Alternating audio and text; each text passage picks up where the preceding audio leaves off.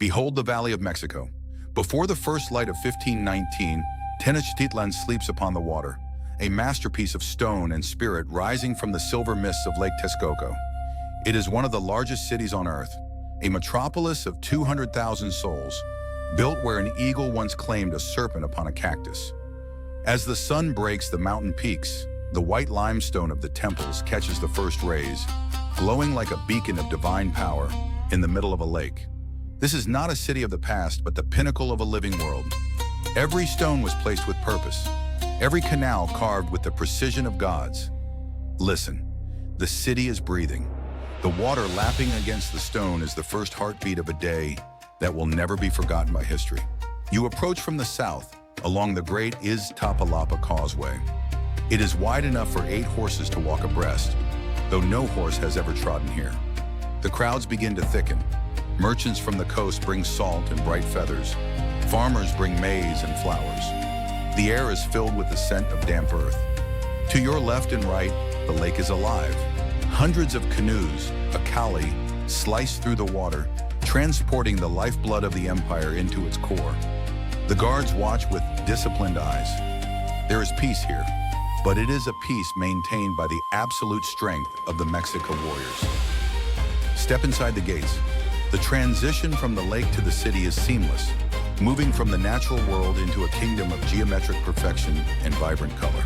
In the courtyards of the Calpulli, the smoke of cooking fires begins to rise. The smell of toasted maize and chili peppers provides the morning's true awakening. Life here is a ritual of cleanliness. Thousands of workers sweep the streets and empty the waste, ensuring the city remains as pristine as a temple floor. Children are prepared for school, the Telpoch for the commoners, and the Calmacac for the elite. Discipline and duty are the foundations of every Aztec childhood. Artisans begin their delicate work. In the district of the feather workers, the iridescent plumes of the Quetzal are woven into garments fit only for the semi-divine. Canals serve as the city's veins. Here, the hum of conversation in Nahuatl fills the air, a language of poetry, metaphors, and sharp, rhythmic sounds. The city is a hive of activity, but it is a structured hive. Every person knows their place in the cosmos and their duty to the sun. To understand Tenochtitlan, you must understand the Chinampas, the floating gardens. These are the engines of the empire, producing enough food to feed a kingdom. Built from layers of mud and aquatic vegetation, these gardens are anchored by willow trees, whose roots bind the earth to the lake floor. The engineering is a marvel of the ancient world. They have turned a swamp into a fertile paradise, harvesting crops 4 times a year. Heavier cargo moves on larger barges. Massive stones for the temples and giant logs for the palaces are ferried by teams of skilled navigators. Bridges are everywhere, ingenious wooden structures that can be retracted in an instant, turning the city into an impenetrable fortress of water and stone. The reflections are hypnotic. Architecture and water dance together, doubling the size of the city in the ripples of Lake Texcoco. Even the drinking water is controlled. 2 great aqueducts bring fresh, sweet water from the springs of Chapultepec, miles away across the lake. It is a civilization defined by its mastery over its environment. They did not fight the water. They invited it into their homes. We arrive at Tlatelolco. This is the economic heart of the Americas. A market so vast its roar can be heard from miles away. 60,000 people gather here daily.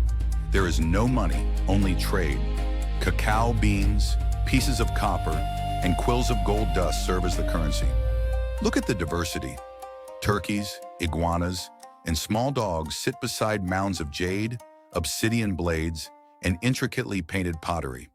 The air is thick with the scent of flowers, roasted meats, and the sharp, resinous perfume of copal incense hanging in the midday sun. Order is maintained by the market judges. They sit in a shaded booth, settling disputes instantly to ensure that the commerce of the empire never falters. The color palette is overwhelming. Textiles dyed with cochineal red and indigo blue are draped like flags across the stalls, glowing in the high sun. You can find anything here. Honey from the lowlands, jaguar skins from the jungles, and rubber balls for the sacred games. This is more than a market. It is a demonstration of power. All roads lead here, and all products of the earth find their way to this square. The sound is a symphony of civilization, a constant low-frequency hum of bartering, calling, and the clinking of stone on stone. Leaving the market, the atmosphere becomes more formal. We enter the precincts of the nobility and the administrative heart of the empire. Here lives Moctezuma II, not just a king, but a semi-divine figure who maintains the balance between the heavens and the earth. The palaces are vast. They contain botanical gardens, aviaries filled with thousands of tropical birds, and rooms dedicated to the history of the world. The law is absolute. Public officials move with purpose, recording tributes and managing the complex bureaucracy that keeps millions of people in line. Warriors walk these streets with a grace earned in battle. Their status is visible in their dress. The more captives they've taken, the more elaborate their regalia. There is a deep sense of social responsibility. Even the highest noble is subject to the strict moral code of the Mexica.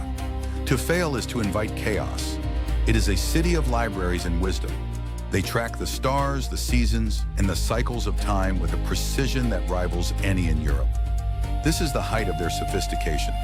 A world that is perfectly integrated, where politics, science, and religion are one and the same. Now we approach the sacred precinct, the center of the universe. Dominating everything is the Templo Mayor, the great temple of Huitzilopochtli and Tlaloc. The air here is different.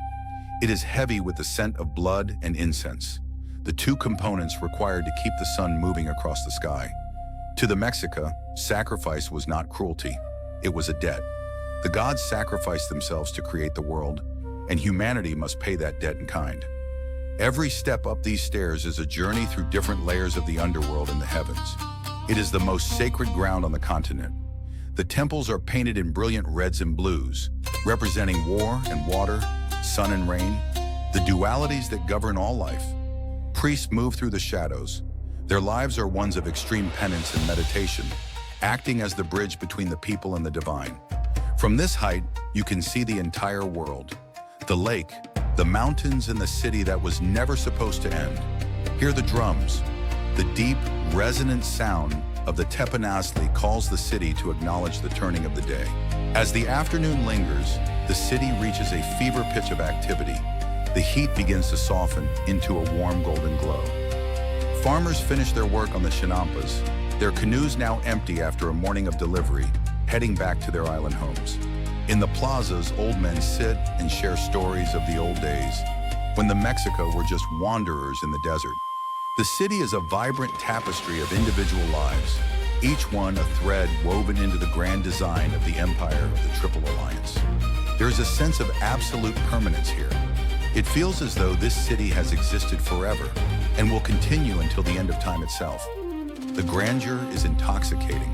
To be here is to be at the center of the known world, the peak of human achievement in the Western Hemisphere. The sun begins its descent behind the mountains of the West. To the Mexica, this is a moment of peril. Will the sun have the strength to return tomorrow? A final golden light bathes the Templo Mayor. For a few moments, the city looks like it is made of solid gold, a vision of earthly paradise. Families gather in their homes. The evening meal is a quiet time of reflection as the city transitions from the realm of the sun to the realm of the night. The bustle of the canals slows to a whisper. The only sounds are the occasional splash of an oar and the distant calling of owls. This is Tenochtitlan at its peak, secure, powerful, and breathtakingly beautiful. A world that believes its story is only just beginning, but the shadows are growing longer than they realize. On the horizon, unseen and unknown, a change is coming that will rewrite the history of the world. For now, the city is safe. The stars emerge over the valley, the same stars that have watched over the Mexica for generations. Tenochtitlan, a dream of stone and water. Once seen, it is never forgotten, even as it prepares to vanish into the mists of legend.